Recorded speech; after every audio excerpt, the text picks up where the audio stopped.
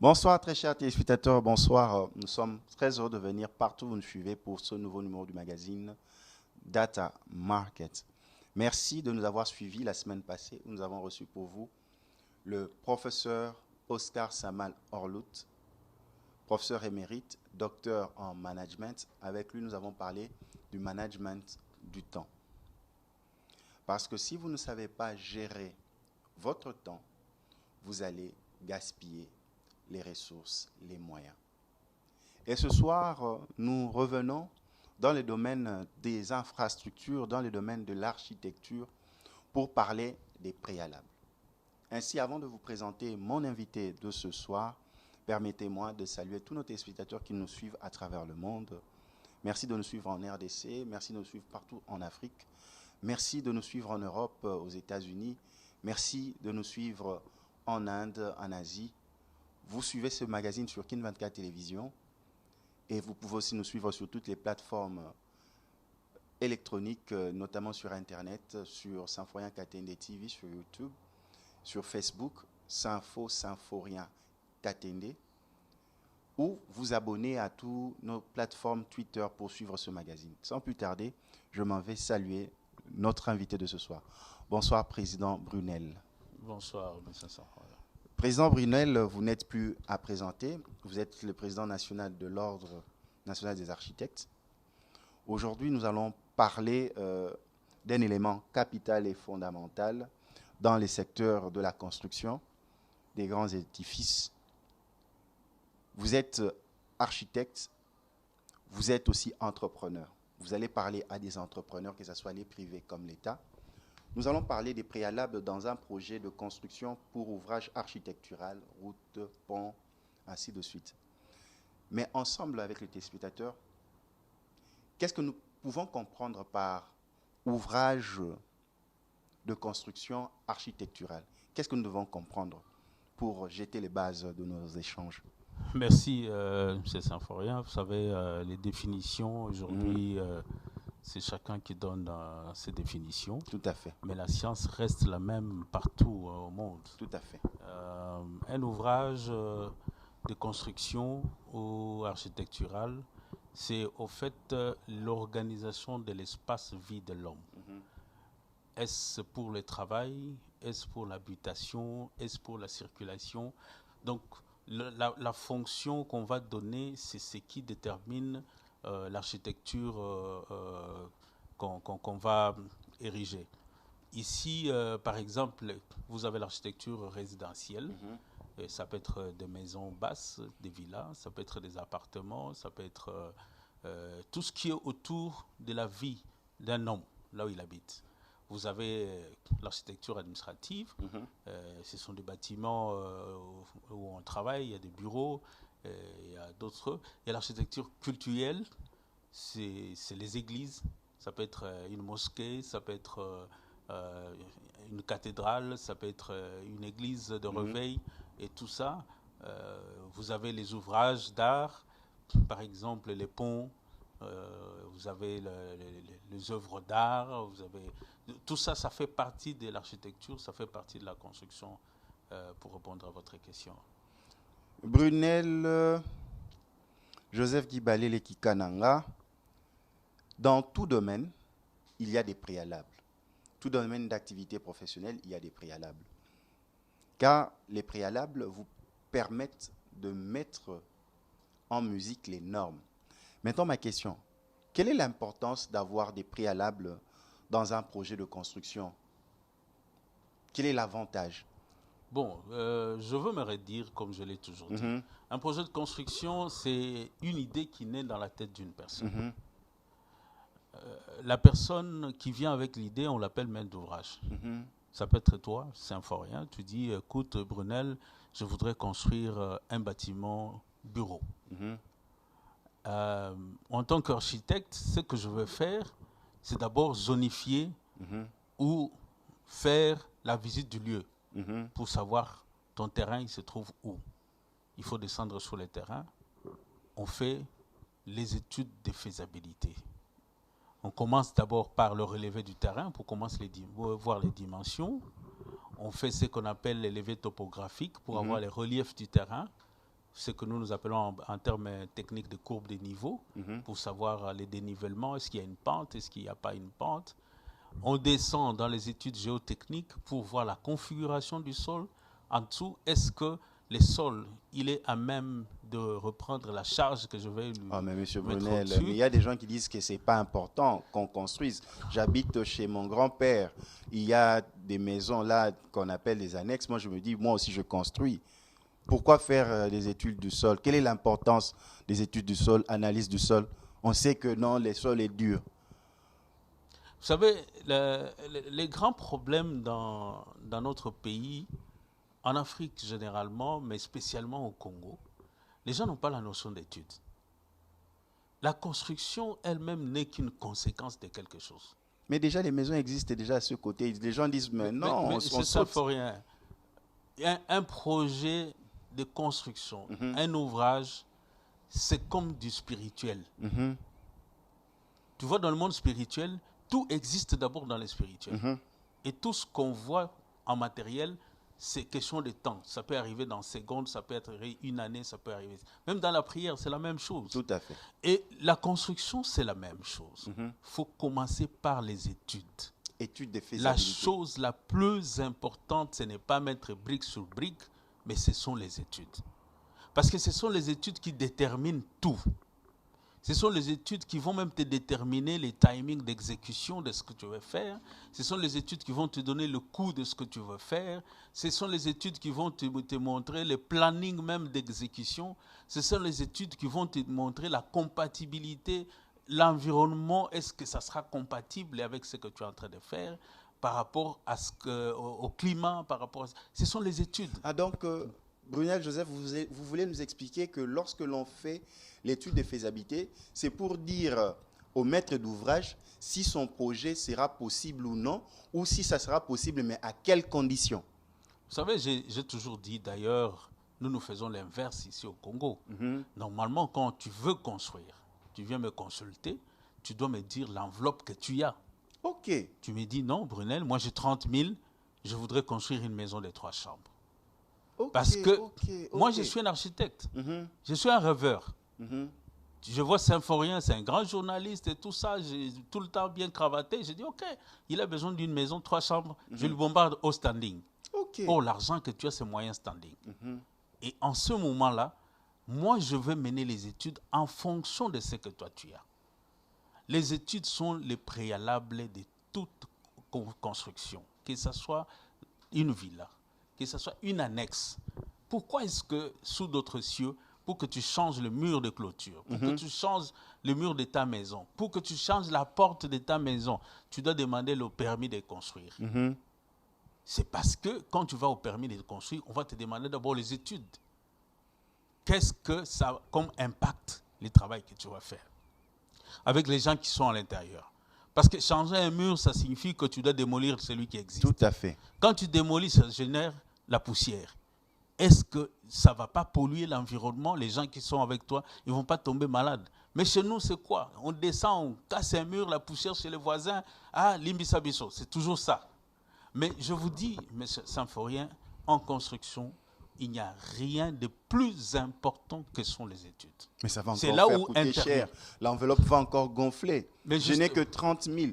Quand vous allez me demander l'étude de faisabilité, moi, en tant que maître d'ouvrage, l'État en tant que maître d'ouvrage s'est dit, ah, il va encore me bombarder, Brunel Joseph. Monsieur Symphorien, quand vous allez chez un médecin, vous lui dites que j'ai mal à la tête, il fait quoi? Il vous prescrit directement le médicament? Non, il doit diagnostiquer. Mais c'est ça les études. Ok. C'est exactement ça les études. Mais pourquoi on refuse quand ce sont les architectes à faire les études? C'est un problème culturel? Habitude? C'est parce qu'on a un cousin qui vient construire, on s'est dit que ça sera facile. Non, on a une mauvaise façon de voir les choses, on doit corriger ça. Notre façon de faire, parce que le voisin a construit, moi aussi j'ai construit. J'étais sur un projet où on devrait faire l'extension, j'étais les noms, parce que pour nous, on n'est pas autorisé à faire la publicité de tout ce qu'on fait. Nous devions faire l'extension d'un grand bâtiment. Alors, on nous dit, non, écoutez, vous savez, le bâtiment existant, la fondation, elle est à 2,50 m et tout ça, c'est déjà bon, et ça tient des années. On commence brusquement à un écart de 5 mètres et la configuration du sol, du sous-sol est totalement différente. Là où ils ont construit avant, il n'y a pas de l'eau.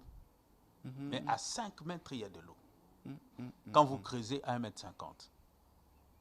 Vous savez ce qui se passe dans les underground, dans les sous-sols, c'est un mystère. Et surtout la ville de Kinshasa, la configuration du sol change à chaque 10 mètres, à chaque 100 mètres, ça dépend de commune.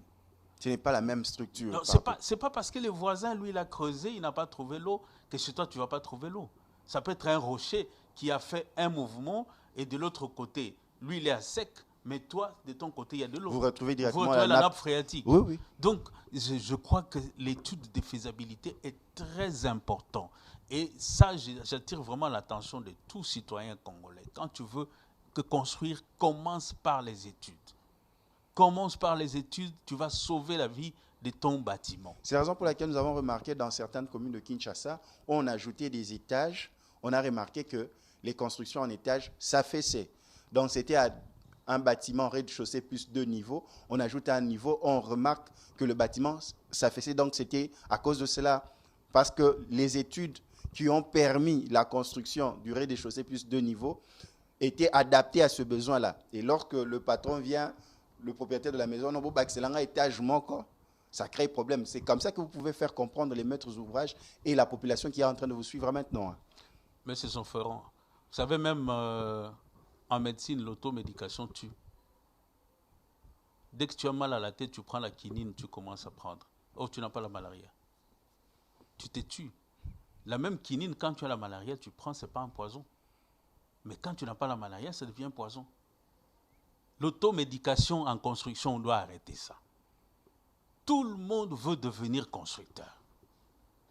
Parce que tu as un peu d'argent, tu t'imposes, on t'a fait des études pour une maison de R+2, et toi tu dis, bon, moi j'ai trouvé de l'argent, déjà qu'on doit te poser la question, comment tu as trouvé cet argent-là, parce que tu es fonctionnaire, et tu commences à ajouter 2 étages de plus.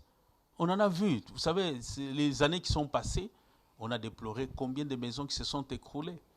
Et quand on mène les enquêtes, tu vois que l'architecte s'est arrêté à 2 étages. Le maître d'ouvrage, il vient, il chasse l'architecte, il dit, bon, j'ai mon argent, je suis puissant, j'ai des policiers, et tout ça, il s'impose. Et quand ça s'écroule, il disparaît. Il disparaît. Ingénieur Nathan bien tenu BTP. Bon, tu sais, moi, je me dis, à un certain moment, il y a on dit toujours, tout ne pourrit pas, mais un problème en justice ne pourrit jamais. Tout à fait. Ça ne pourrit jamais. Même après 10 générations, il y aura une personne qui était victime dans ces maisons-là, qui va devenir quelqu'un, qui va devenir avocat international, peut-être à la Cour internationale, qui va mettre la main sur les maîtres d'ouvrage. Peut-être que maintenant, il est en position de faiblesse. Mais on a perdu de vies humaines. Tout à fait. À cause de cette négligence des études. Moi, je crois que le préalable dans la construction, que ce soit un pont, une route, une villa, que ce soit l'aménagement même du jardin, que ce soit l'aménagement de la ville, le préalable, ce sont les études. Les études sont très, très importantes. Les gens sont prêts à payer $1 million pour acheter des briques et des ciments, mais pour payer $50 000 pour les études, c'est tout un problème. Très chers téléspectateurs, nous recevons pour vous Brunel Joseph Guy Balele Kikananga, président de l'Ordre national des architectes. Avec lui, nous sommes en train de poser les bases sur la problématique concernant les préalables dans un projet de construction dont on fait appel à un architecte. Dans le premier point, il a insisté, le préalable tenait compte de l'étude du sol. ce n'est pas sur n'importe quel sol que l'on peut construire n'importe quel édifice. Donc, ça a coûté les vies de gens. Et lorsque vous ne faites pas l'étude du sol, vous dépensez plus, vous comprenez que vous perdez votre temps et votre argent. Et à la fin, les travaux n'ont jamais commencé parce qu'on se rend compte qu'il y a des problèmes qui surgissent parce que vous n'avez pas tenu compte de l'étude du sol. Il y a peut-être de l'eau, il y a peut-être des câbles qui sont passés en bas, les câbles de la SNEL, il y a des conduites d'eau. Tout ça, vous n'avez pas tenu compte dans votre budget. Et qu'est-ce que ça fait? On est bloqué et tout le monde se rend compte qu'on ne sait pas avancer. Deuxième point, Brunel Joseph, est-ce que le plan, un plan de construction est important? Parce qu'il y a de ceux qui pensent, mettez-moi des briques là, ouvrez-moi cette porte, ainsi de suite. Est-ce qu'avant, quand on a fait notre étude du sol, c'est important d'avoir un plan de construction? Vous savez, tout ce qui est plan sous-entend la planification. Tout à fait. Le plan de construction, c'est celui qui détermine les dimensions de ton édifice, la superficie bâtie. Le plan de construction, c'est celui qui détermine le fonctionnement de ton bâtiment ou de ton édifice, de ton ouvrage. Dans le fonctionnement, on voit les flux. Par exemple, dans une villa, on a 3 parties. Vous avez la partie jour, la partie nuit et la partie service. Mais c'est au travers du plan que tu vas savoir qu'avec mon bilan de surface, je donne tel pourcentage à la partie nuit, tel pourcentage à la partie jour, tel pourcentage à la partie service. Et aussi dans la circulation dans la parcelle. Comment orienter ta maison? C'est le plan qui détermine. Ah bon? C'est le plan qui détermine. Parce que la partie jour, généralement, elle doit être au nord ou au sud pour éviter l'ensoleillement. La partie nuit, aussi la même chose, doit être nord, sud ou sud-est, un peu à 45 degrés pour éviter l'ensoleillement parce que nous sommes dans les climats tropicaux. Ah mais moi j'ai vu une belle maison à Dubaï, je viens, Brunel Joseph, voici, j'ai même pris la photo, fais-moi cela. Donc ce n'est pas comme ça que ça doit se passer. Bon, ou bien les caractéristiques du plan tiendra compte de votre visite sur terrain et vous regardez le lieu et vous dites non, par rapport à ce que j'ai vu, voici ce que je vous propose. Les architectes ont la capacité de sortir ce qui est dans votre tête, le mettre sur un plan. Ça ne sert à rien de vous emmener des photos. Même les architectes congolais, mais moi je viens de Dubaï et des États-Unis, il y a des jolis plans qu'ici. Ça c'est un complexe. Ah ok. C'est vraiment un complexe qui doit partir. Les grands architectes, il y en a au Congo. Je vous ai toujours dit ça. Il y a des grands architectes ici, depuis des générations et des générations. Ils existent. Quelqu'un qui trouve son plan sur Internet, par exemple. Oui, mais les plans sur Internet, on l'a fait dans quelles conditions, pour quel pays, pour quel climat, pour quelle typologie de sol? Est-ce que vous allez prendre quelque chose qui ne concerne pas, venir l'amener ici? C'est comme si aujourd'hui, vous allez dans un magasin en Europe, vous prenez tous les habits de l'hiver, les manteaux et tout ça, vous venez avec ça à Kinshasa, les gens vont vous trouver fou. Pourquoi dans l'habillement, on ne fait pas ça? Parce qu'on sait que chez nous, il fait chaud. Et c'est la même chose dans la construction. Arrêtez cette histoire d'importation de plans. L'importation, faites l'importation de marchandises, de la bouffe et tout, mais pas l'importation de plans.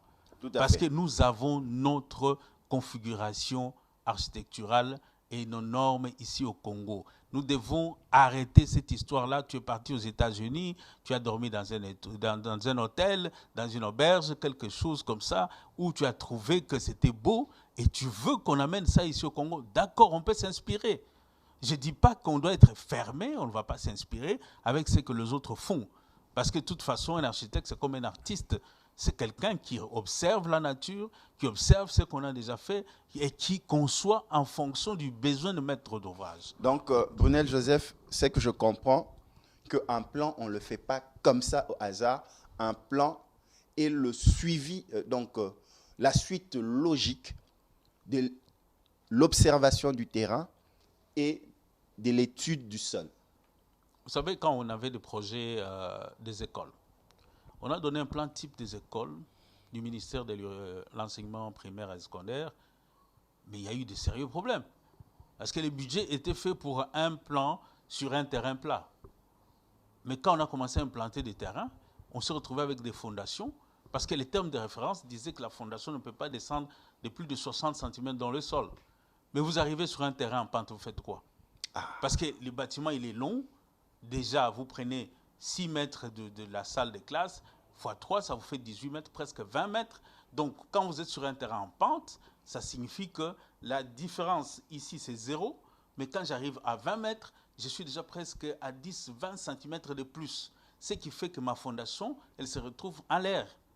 Donc, c'est pourquoi on ne peut pas prendre un plan type pour partout au monde. Fait dans un bureau, on vient, vous le dépose. Non, nous sommes le ministère YX. Les études sont très, très importantes. Nous devons commencer un projet par les études. Ça peut prendre le temps que ça peut prendre. Les gens peuvent crier comme ils peuvent crier. Il faudrait au préalable faire les études. C'est très important. C'est ce qui va déterminer les plans dont tu parles. Et aujourd'hui, moi, en tant qu'architecte, je n'accepterai pas. C'est vrai, beaucoup de maîtres d'ouvrage, ils viennent avec des idées. Il n'est pas architecte. Il dit non, je veux que la chambre soit à côté de mon bébé, à côté de ceci. Moi, l'architecte, je veux mettre ça en musique. Donc, je vais prendre les normes, je vais prendre le flux, la zonification, et je fais maintenant en fonction de ce que le maître d'ouvrage demande. Nous sommes d'abord les conseillers techniques de maître d'ouvrage. Donc, si le maître d'ouvrage me parle, c'est comme ça, souvent on dit, ah, mais tu es comme un sorcier. Tout ce que j'avais en tête, c'est ce que tu viens de reproduire. Ouais, parce que l'architecte, c'est un petit dieu. Il appelle à l'existence ce qui n'existe pas. Donc, c'est un métier un peu compliqué. Et nous devons vraiment commencer par les études pour arriver à un plan. Très chers téléspectateurs, vous êtes en train de suivre religieusement le président de l'Ordre national des architectes, Brunel Joseph Guy Balele-Kikananga, qui nous explique quand vous voulez construire votre édifice, que ce soit un pont, un bâtiment, une maison, villa, tout ce que vous voulez, hangar, une route. Premier élément, étude de faisabilité. Est-ce que cet édifice sera possible? Et quelles sont les conditions pour avoir cet édifice, cette construction? Premier élément, l'étude du sol. Quand vous terminez cette étape, passe le plan architectural de l'édifice. Déjà projeter quelle sera ou quelle est la forme ou quelle est la construction dans le futur, sous forme de croquis. Et le président l'a expliqué, la personne habilitée à pondre cette idée, ce n'est que l'architecte. Tel que le médecin fait un diagnostic sur un malade, l'architecte est là pour concrétiser le besoin ou la demande de maître d'ouvrage. C'est très important. Président, nous avons coché le premier point, étude du sol. Deuxième point, notre plan. Maintenant, on commence avec la phase d'exécution, la construction. Premièrement, on veut savoir comment on lance la phase de construction et comment constituer une équipe qui doit construire. Est-ce que c'est l'architecte, sur base des spécificités, qui va recruter les ingénieurs qui vont participer à la construction, ou c'est le maître d'ouvrage? Expliquez-nous. Bon, vous savez, quand je parle des études préalables, ce n'est pas seulement les études de sol, ce n'est pas seulement le plan. Tout à fait. Il y a des études topographiques. Allez-y, oui. Il y a des études topographiques, il y a des études géotechniques, il y a des études de climatologie. Tout à fait. Il y a les études du vent, il y a l'orientation du vent, il y a les études environnementales. Donc, toutes ces études-là font une base de données des études. Mais Brunel Joseph, si on doit tenir compte de toutes ces exigences, mais quand même, on ne va plus construire. Qui vous a dit qu'on ne va pas construire? C'est plus facile même si on tient de toutes ces exigences. Le maître d'ouvrage qui venait tout joyeux, et il vous rencontre, il commence à devenir tout triste. Vous savez pourquoi les gens minimisent les études chez nous? Parce qu'ils pensent qu'un architecte s'arrête à dessiner le plan. Ok. Mais vous voyez la liste des études que je suis en train de vous lire. Les études de sol, les études de climatologie, les études de vent, orientation de vent, orientation de soleil. Vous avez les études topographiques, vous avez les études environnementales. si c'est un grand projet, il y a les études sociologiques. Dans les maisons, il y a des chefs d'ouvrage qui disent ah maintenant papa n'a l'équipe si payna totongata. Non, mais c'est important. Vous savez, c'est là aujourd'hui, ceux qui se sont entêtés contre ça aujourd'hui, vous plaignez du réchauffement climatique. C'est parce que vous voulez transformer la nature comme Dieu l'a créée. Moi, je dis toujours, vous savez, même les érosions aujourd'hui. Les érosions, c'est l'homme qui les cause. Allez dans la forêt, il n'y a pas d'érosion. Vous ne trouverez pas. Allez dans la forêt. Les seules érosions aujourd'hui qu'on peut décrire, ce sont les érosions au bord de l'océan, par exemple, qui viennent ronger la terre. Mais dans la forêt, tant que l'homme n'y est pas, tant qu'on n'a pas déstabilisé la végétation, vous n'allez pas trouver les érosions. C'est comme ça aujourd'hui dans le monde, on commence à se battre. Quand je prends une concession, je ne veux pas qu'on puisse la défigurer. Prendre du béton, mettre partout. Déjà, quand tu regardes nos maisons à la cité, vous avez un problème de la photosynthèse. L'oxygène. Les cours de technologie là, en deuxième CO, les gens fouillaient ça. Mais ça nous rattrape. Vous allez prendre une maison. Non, lui, il a beaucoup de moyens. Il a pavé sa maison partout. Mais tu es en train de te tuer à petit feu. Donc, on ne peut pas paver n'importe comment. Non. On ne peut pas mettre les pelouses aussi n'importe comment. Et une maison a un pourcentage. On ne peut pas dépasser 60% de construction dans une parcelle. Est-ce que les autres qui font ça, est-ce qu'ils savent ce que vous êtes en train de dire? Mais c'est ça ce que je vous dis. Les gens se tuent à petit feu. Regardez, il y a des maisons où tu te réveilles le matin, tu as des courbatures comme si tu avais la malaria. Mais tu vas faire les tests, c'est négatif. Mais c'est parce que tu dors dans de mauvaises conditions. L'oxygène ne se recycle pas. L'homme, quand il dort, quand tu respires, tu dégages l'air chaud. Ça signifie que l'air chaud consomme l'oxygène que tu as. Il faut te recycler, il faut que le cerveau se nourrit de l'oxygène. Et quand tu n'as pas ça, le matin, quand tu te réveilles, tu es malade. Okay. Les gens pensent que construire, c'est seulement construire, mettre brique par brique, une petite fenêtre comme ça. Même la dimension d'une fenêtre, la surface d'une fenêtre dépend du volume de la maison, et de la pièce. Donc aujourd'hui, vous voyez, avec l'architecture moderne, c'est des espaces ouverts. Parce que l'homme ne doit pas être enfermé, il doit être en contact avec la nature. Et c'est comme ça, dans une parcelle, tu ne peux pas dépasser 60% de parcelles avec le bâtisse. Il faut l'espace vert. Donc tout ça, ça fait partie des études. Donc, il ne faudrait pas penser que l'architecte s'arrête à dessiner. C'est comme ça, on dit, oh non, pour des lignes, là, moi, je vais te payer autant. Mais ils oublient que les études d'un architecte, normalement, quand on donne un rapport des études, on peut te donner un rapport de 100 pages. Plus de 100 pages. Et des vraies études, on peut aller à 200 pages. Des planches, des plans et tout ça, des différents plans d'électricité. Quand on entre même dans les bâtiments, ça, j'étais au niveau préalable. Mais pendant les études du plan dont vous êtes en train de parler, il y a la partie électricité qu'on doit étudier. C'est l'architecte qui zonifie. La partie climatisation, la partie, ce qu'on appelle technique spéciale, tout ce qui est plomberie, électricité, ceci, cela. Il doit étudier ça. Ce n'est pas qu'en matin, tu commences à construire, tu dis, ah, j'avais oublié, je n'ai pas mis le tuyau pour la fosse septique. Ah, j'avais oublié, je ne sais pas où mettre l'évacuation d'eau. J'avais oublié tout ça. Non, après, ce sont des tuyaux apparents qu'on voit tout un immeuble avec des tuyaux d'évacuation des toilettes dehors. Or, un architecte aguerri, il va mettre des gaines. On va couvrir ça. Donc, les études, c'est beaucoup de travail plus que même l'exécution. Mais pourquoi on néglige ça? Pourquoi? Mais c'est l'ignorance. C'est l'ignorance. Moi, aujourd'hui, si je veux construire, je vais mettre plus l'argent dans les études que dans l'exécution.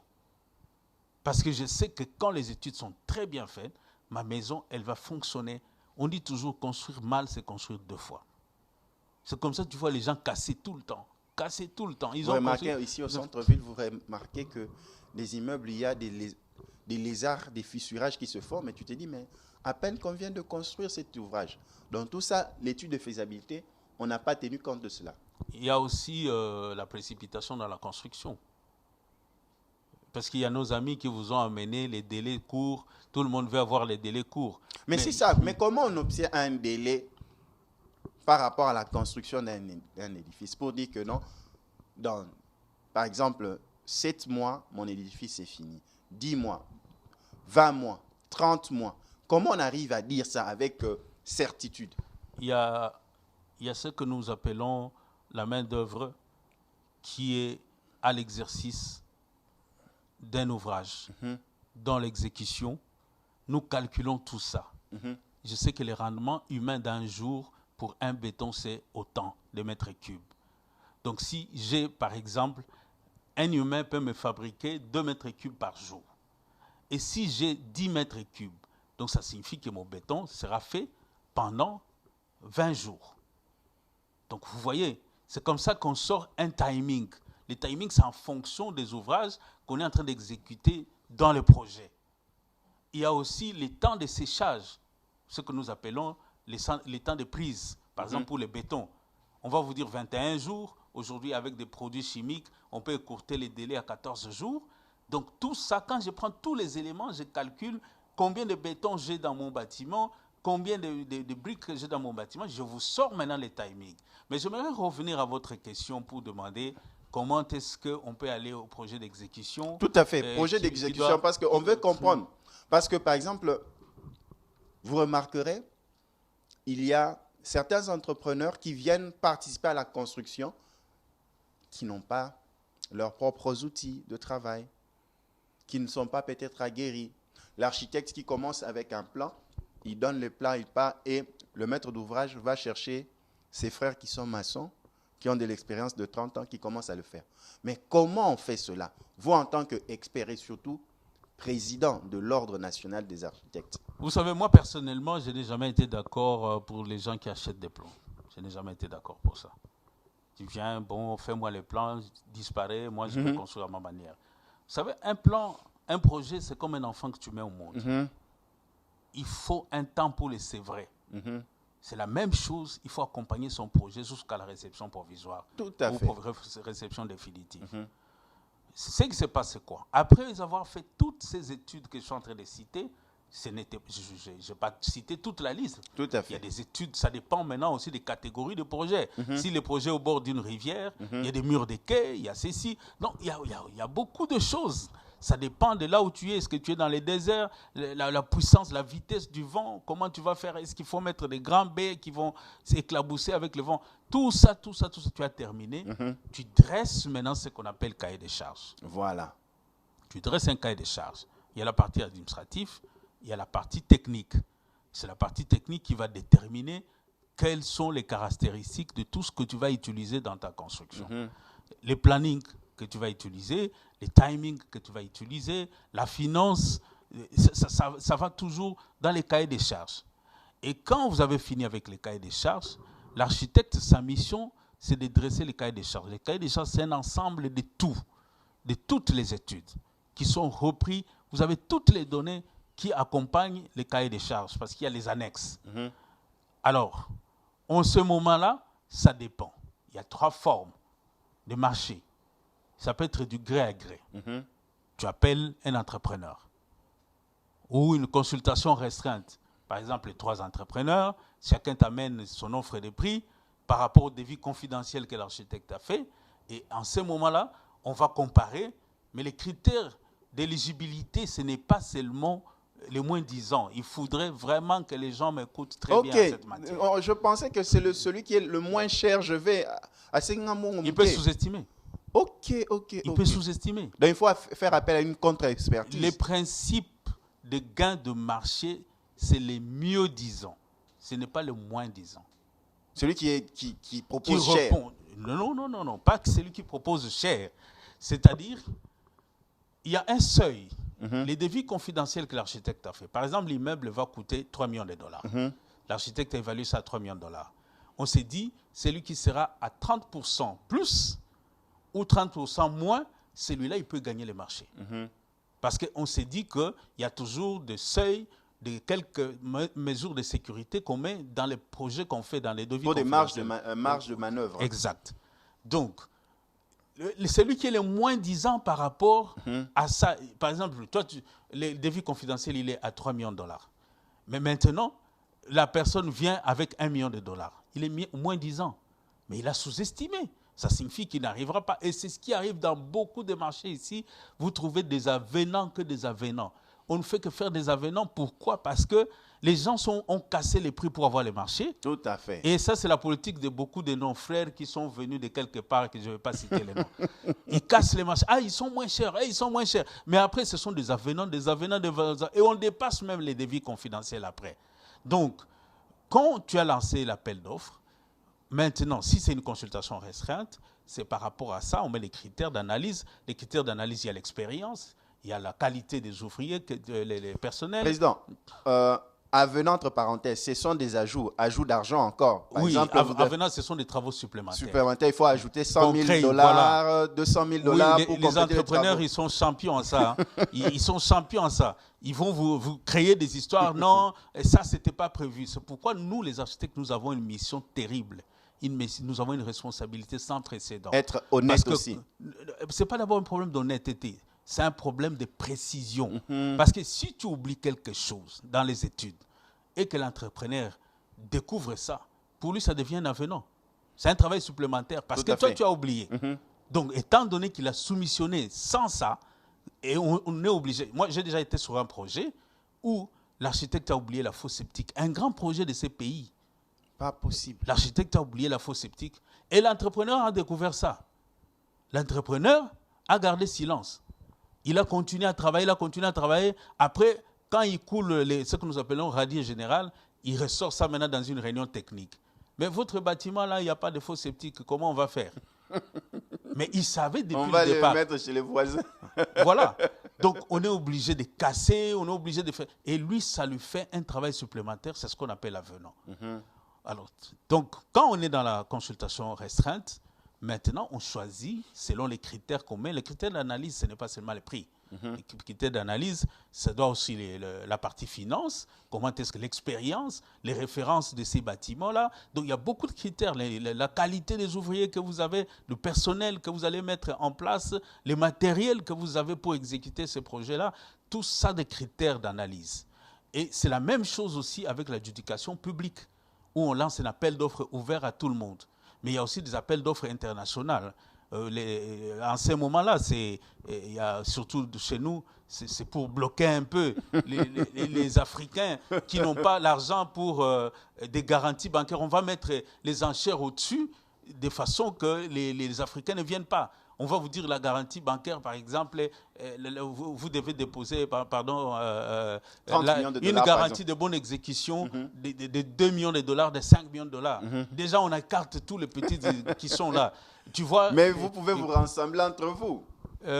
Nous rassembler, bon, ça c'est les Congolais, il faudrait qu'on cultive vous rassemblez, vous et il faut avoir cette culture-là de se mettre ensemble, mais c'est pas facile. Parce que même l'international va chercher des fonds, ils vont se rassembler. Ils ont des banques d'investissement, qui ouvrent des lignes. Généralement, les garanties aujourd'hui dans le monde, c'est pas du frais. C'est les lignes qu'on ouvre dans une banque et leurs banques les soutiennent. Et ça, c'est la politique que nous devons mettre dans notre pays. Promouvoir la main-d'œuvre locale. Si on veut promouvoir la main-d'œuvre locale, on doit avoir des banques d'investissement, on doit avoir des banques qui facilitent la tâche aux entrepreneurs et aux architectes. Parce qu'aujourd'hui, il y a aussi, pour les choix des bureaux d'études, on vous demande aussi des garanties. Donc, si vous n'arrivez pas, on va vous dire c'est un appel d'offres international, on vous fait déjà peur. Et après, on vous demande une garantie que vous ne pouvez pas affronter, on vous écarte poliment. Donc, quand vous avez maintenant sélectionné une entreprise, et c'est ça ce qu'on appelle l'analyse, on fait l'analyse des offres, l'attribution de l'offre, et on a sélectionné une entreprise, on les notifie, et c'est cet entrepreneur qui va venir pour travailler. Donc c'est tout un processus, ça prend du temps. Ce n'est pas on se réveille un matin pour un travail de 10 millions de $, quelqu'un débarque et commence à travailler. La loi congolaise ne permet pas ça. En tant que président de l'Ordre national des architectes, il est important parce que nous prenons la dernière ligne droite de nos échanges, parce que c'est vrai qu'on se le dise, dans le domaine de la construction, c'est vrai, il y a de ceux qui se distinguent, mais la majorité en RDC ne font pas bien leur travail. Maintenant, ensemble avec les téléspectateurs, parce que vous êtes vraiment suivis. Vous êtes vraiment suivis dans Data Market, les autorités, les entrepreneurs, le citoyen congolais, même les étrangers. Nous aimerions savoir comment choisir ou évaluer un bon bureau d'études ou une bonne entreprise de construction ou des entrepreneurs qui travaillent dans ce domaine. Nous, en tant que population, en tant que Congolais, en tant que décideurs, comment faire un choix, les éléments qui nous permettent de dire, là, je suis devant un bureau d'études sérieux, là, je suis devant un entrepreneur œuvrant dans le secteur de l'architecture, de la construction, qui est sérieux. Comment le faire? Vous savez, avant de répondre à votre question, je sais où vous voulez en venir. Je suis allé voir l'exposition des étudiants à Isaïe. J'étais émerveillé. Il y a des projets que j'ai vu les étudiants faire que moi, je n'ai jamais fait. Il faut faire très attention avec les critères de qui est grand bureau, qui est bureau éligible, qui est ceci, qui est cela. La science, là, elle n'a pas d'âge. Elle n'a pas d'âge. Tout à fait.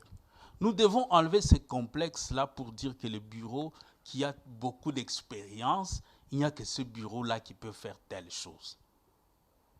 La science, on peut te surprendre. Je dis bien, j'ai vu des étudiants, il y a un étudiant qui a fait un village du chef coutumier. Mais quand le jeune homme s'est mis à m'expliquer son projet, je me suis dit, ah ben, nous avons des talents. Il est encore étudiant.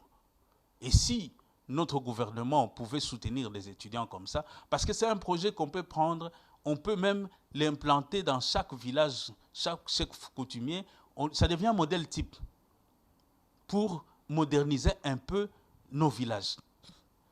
Donc, pour choisir, aujourd'hui, c'est vrai, les critères sont là, c'est ce que je vous ai cité au départ, c'est l'expérience, la faisabilité, l'expérience dans ces domaines-là, de ces projets que vous voulez faire, la qualité de membres de ces cabinets-là, la grandeur, entre guillemets, de tous les architectes qui sont dans ces cabinets.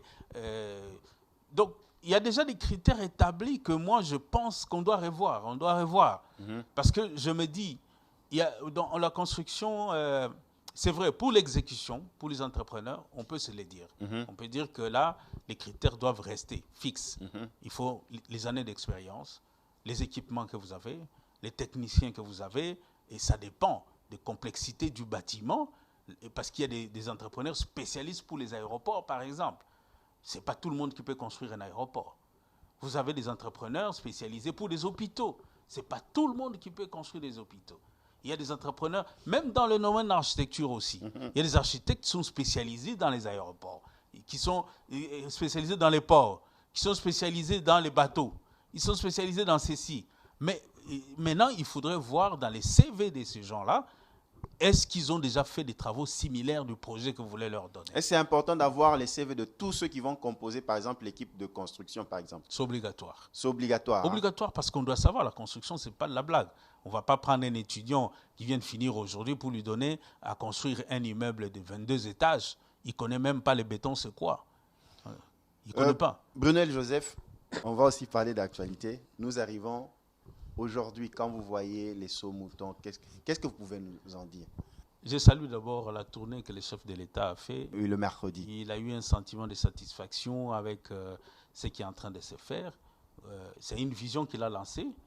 C'est en train de partir. C'est normal qu'il soit satisfait. Et je crois que le chef de l'État n'est pas un technicien. Le chef de l'État, c'est les garants, il est au sommet. C'est un visionnaire. C'est un visionnaire. Lui lance une vision, il voit que sa vision, les gens sont en train de suivre. Mais la problématique de l'opérationnalisation de la vision du chef de l'État. Vous l'avez dit, le chef de l'État n'est pas un technicien, mais c'est un visionnaire. Mais comment, par exemple, opérationnaliser sa vision en réalité sur le terrain? Le chef de l'État est entouré des techniciens. Selon vous, vous évaluez que ces travaux avancent, ainsi de suite? Il est... C'est pas rien. Vous êtes le président, vous êtes quand même... Je ne suis pas dans le comité d'exécution des sauts de mouton. Là, maintenant, je parle à un Congolais, comme tout Congolais, vos impressions. Je ne suis pas dans le comité d'exécution des sauts de mouton pour que je sache. Je n'ai pas un planning comment transmis, je n'ai pas un timing comment transmis, je n'ai pas les études comment transmis. Parce que vous voyez comment est-ce que vous voulez que je fasse les analyses? Qui barricadaient les routes, ainsi de suite. Mais il faut poser la question aux gens qui ont mis des tôles. Il faut poser la question aux gens qui ont mis des tôles. Mais selon vous, vous êtes satisfait? Comment je vais être satisfait ou pas? pendant que je n'ai ni études, ni planning devant moi, ni rien. Parce que ce sont les critères scientifiques. Donc vous vous inclinez, nous avons compris. Mais non, je ne m'incline pas. Je ne m'incline pas. Si aujourd'hui, vous voulez que j'ai une analyse technique, objective, amenez-moi les éléments techniques. Quelles sont les études qu'on a faites? Vous me montrez. Je veux voir la note des calculs, je veux voir ceci, je veux voir cela. En ce moment-là, je peux vous dire que non, ils sont en retard ou ils ne sont pas en retard. Mais étant donné que je n'ai aucune donnée technique, comment je vais mettre un avis sur quelque chose que je ne connais pas? Par exemple, quand vous avez l'équipe de et surtout que c'est même clôturé, je ne sais pas ce qui se passe dedans. Par exemple, quand vous avez même les membres de l'équipe de la presse présidentielle, de la communication, qui expliquent qu'il y a eu un certain problème de faisabilité. Et quand on revoit notre émission, quand on parle de problème de faisabilité, vous ne trouvez pas qu'il fallait prendre en compte la problématique faisabilité pour certains édifices? J'aimerais être en face de cette équipe de la presse qui déclare des choses, qu'ils me disent sur quelle base ils sont en train de se fonder. OK. Et sur quelle base ils sont en train de se fonder? Ben, tu sais, la science reste la science. La science, c'est 1 + 1 = 2. Donc, si tu fais des déclarations, politique ce soit, technique, tu dois t'asseoir sur un élément. Donc, s'ils ont fait des déclarations... Ils ont remarqué qu'il y avait les câbles de la SNEL qui passaient en dessous, il y avait la tuyauterie de la régie des eaux qui passait, ils ont découvert de l'eau, donc ça veut dire, quand ils ont lancé, ils n'ont pas tenu compte de cela. Vous venez de me poser des questions sur les études de faisabilité, non? Oui, tout à fait. Alors, il faut poser la question. Il faut poser la question, s'il y a eu étude de faisabilité, il faut poser la question, est-ce que ces études-là existent? Mais ils se rendent compte de ça maintenant. Le mercredi, nous avons tous suivi l'actualité. On ne crée pas. On ne crée pas. C'est fort. Il faudrait nous laisser tranquilles. Nous avons compris. Le président s'incline tout simplement. Je ne m'incline pas. Non. Moi, tu me connais. Moi, je ne m'incline pas comme ça. Je ne m'incline pas comme ça. Si tu veux qu'on continue ces débats sur notre émission, je suis d'accord. Toi, tu es journaliste. Cherche-moi ce que je te demande. Amène-moi les éléments techniques. Qu'on m'amène les études de faisabilité de ces sauts de moutons, qu'on m'amène les plans, qu'on m'amène les études de sol, qu'on m'amène la note de calcul, qu'on m'amène les plannings, les timings. En ce moment-là, je vais mettre un avis scientifique. Mais pour le moment, c'est même clôturé. Je ne sais même pas, je n'ai pas accès, je n'ai même pas la carte d'accès. Je ne sais même pas ce qui se passe dedans. Mais comment est-ce que je vais évaluer pour vous dire que ça avance, ça n'avance pas? Brunel Joseph Guy Balele Kikananga, c'est qu'il est en train de faire comprendre donc il y avait des éléments qui manquaient. Donc nous avons compris. Et ça, c'est selon vous. C'est pas sorti de ma bouche. Brunel Joseph, qu'est-ce que nous pouvons... Vous parlez des câbles d'électricité, vous parlez des câbles de... C'est ce qu'ils ont informé. Non, mais je veux vous dire, le problème ne se pose pas aussi seulement aux constructeurs. Le problème se pose aussi avec ces régies-là. Parce que ces régies devraient avoir les plans directeurs de la ville. La régie des eaux devrait avoir le plan directeur de la ville pour zonifier que nos câbles passent à tel endroit. La SNEL aussi. Est-ce qu'ils ont ces données-là? C'est comme ça, dans les études, il y a ce qu'on appelle la collecte des données. Et il y a une étape que je n'ai pas soulignée. Collecte des données. Elle est très importante.